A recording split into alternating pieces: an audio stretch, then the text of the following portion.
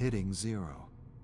That's why she returns to the forest time and time again, to let go of her anxieties, to let go of her problems, to take in the scent of fresh pine and let go of her conscious self, to let go of everything and listen to her muse. She's been out of touch with herself for a while, lost in a game to please everyone else except herself, playing songs that don't come from her but are sure to please the masses, music that doesn't even resonate with her, playing songs for money, despite the warning, play one song for money and kill your muse. She laughed when her mother first told her this. It seemed like a ridiculous thing to say. Her muse didn't seem to be going anywhere. She was hearing more songs in her head than she could play in a lifetime. Now, she's not laughing anymore. She's never felt so false and uninspired in her life, and more than ever, she wants to reconnect with her music, her muse, herself. She closes her eyes and peels away the layers until her mind is empty and open to the great unknown. Kate strums her guitar freely, but nothing's coming to her. Just a dark, disturbing melody that's been returning to her every time she hits zero. A melody so unlike anything she's ever played that she doesn't know where the inspiration comes from. She's never played a tune so dark and yet so catchy. The harder she tries to push the ominous melody out of her mind, the stronger it gets, the more it demands to be written down. She wants the melody to stop, and yet it's all she hears around her, above her, below her, beside her, within her. One endless, foreboding melody, a melody that just isn't her. Or maybe it is her.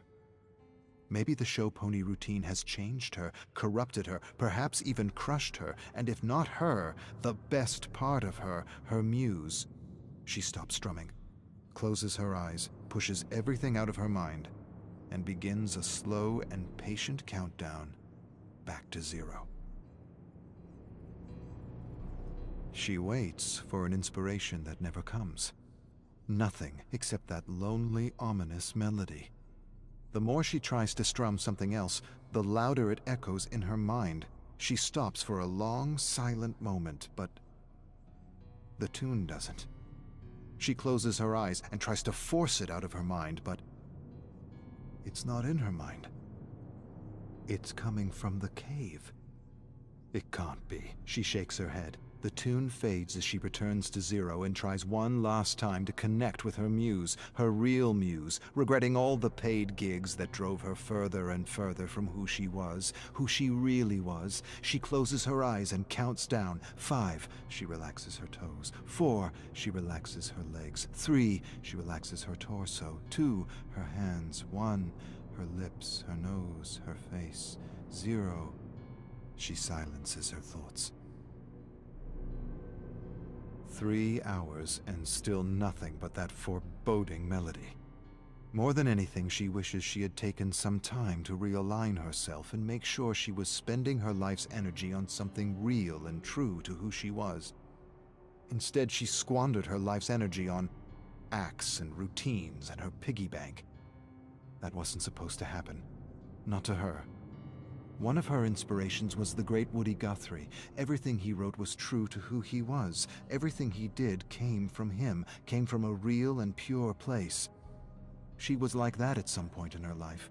But now she's performed more fluff than substance, and the guilt alone may have crushed her muse, her real muse, not this perverted version of a thing that is her strumming the loneliest and darkest tune she ever conceived. She prepares to count down, but sees a symbol on the ground before her, glowing and pulsing with the tune, pulsing like the heartbeat of some primordial ancient thing. She closes her eyes and opens them again, and the symbol is gone. Kate screams in the lonely, desolate forest. She wants that tune out of her head. It's annoying her, frustrating her, blocking her. Even when she stops strumming her guitar, the melody continues as though with a life of its own, coming from everywhere and nowhere at the same time. She focuses for a moment and realizes the melody is echoing out from the cave. She surrenders to her dark muse. She stands and stares at the cave and sees a pulsing light. She closes her eyes and feels that her mind's playing tricks on her. But she knows better. She knows she's always sensed and felt things others couldn't.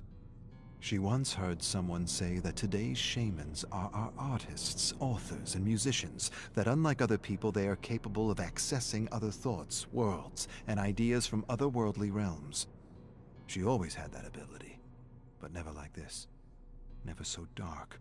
It's as if the universe is punishing her for squandering her gifts. She approaches the deep and ominous cave, wondering who or what is calling her.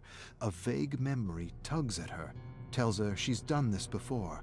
She has a sense that she knows what she's going to find, but somehow has forgotten.